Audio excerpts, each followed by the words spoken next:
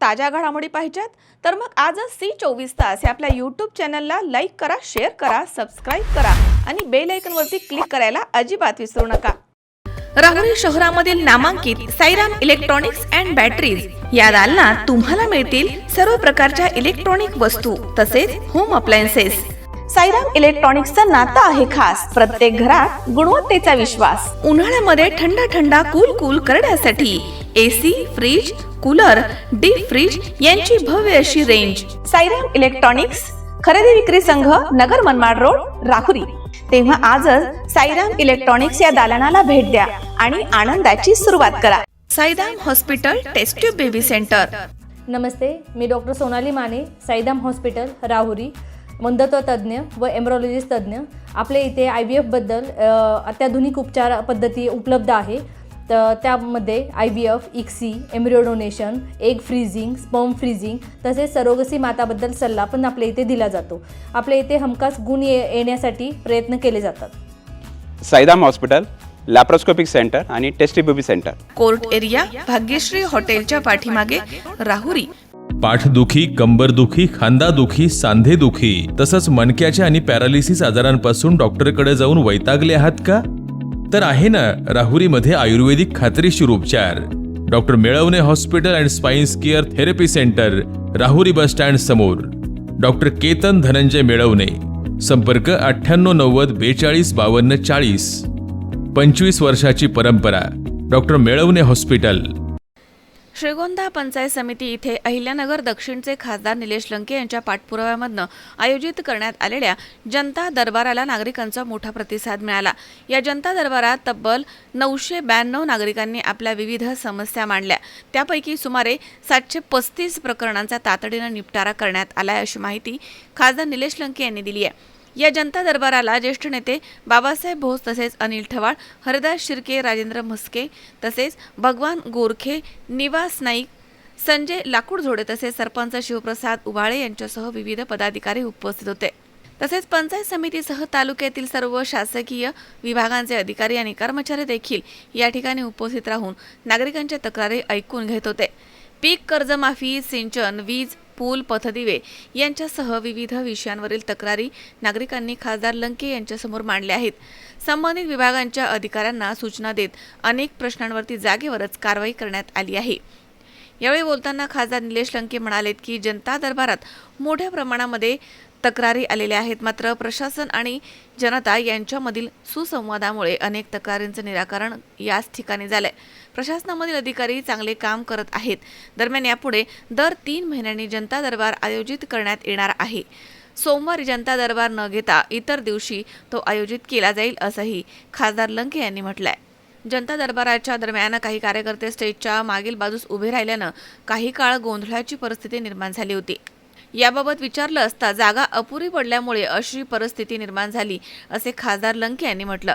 पुढील जनता दरबारामध्ये नियोजनामध्ये सुधारणा करून अधिकाऱ्यांना देखील स्टेजवरती योग्य जागा देण्यात येईल, असं त्यांनी स्पष्ट केलं। मात्र आपले प्रश्न मांडण्यासाठी आलेल्या काही नागरिकांनी कार्यकर्त्यांची गर्दी आणि गोंधळामुळे आपली समस्या सविस्तरपणे त्यांना मांडता आली नाही, अशी खंत त्यांनी व्यक्त केली।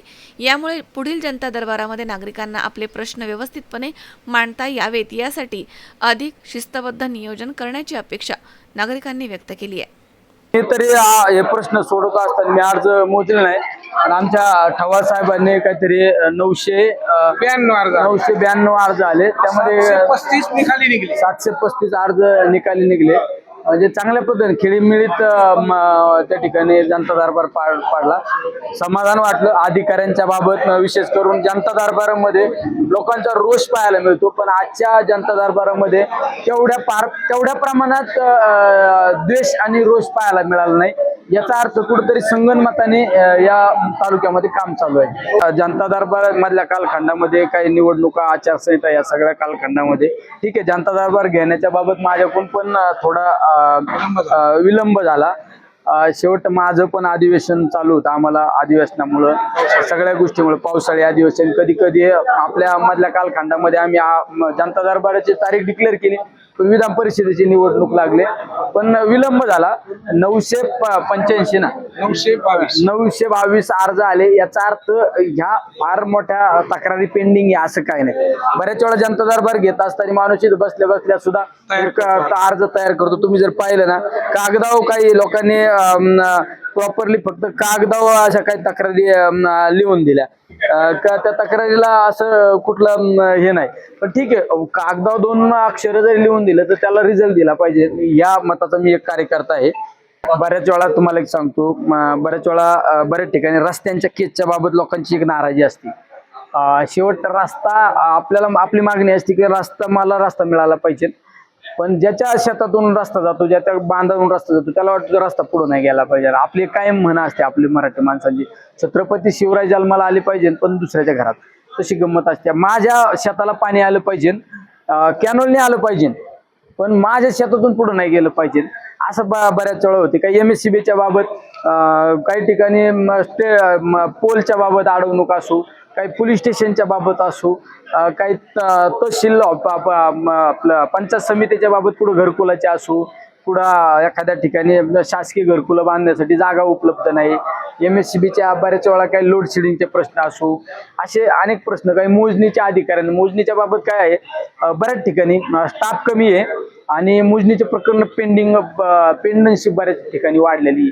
त्यामुळे त्यांचे काही प्रकरण असो, असे वेगवेगळे प्रश्न आज या जनता दरबारमध्ये आपल्याला पाहायला मिळाले. 100% काही प्रमाणात जरी गोंधळ झाला असेल तर त्याच्यात आपण दुरुस्ती करू. मला थोडी एक जागा अपुरी पडली.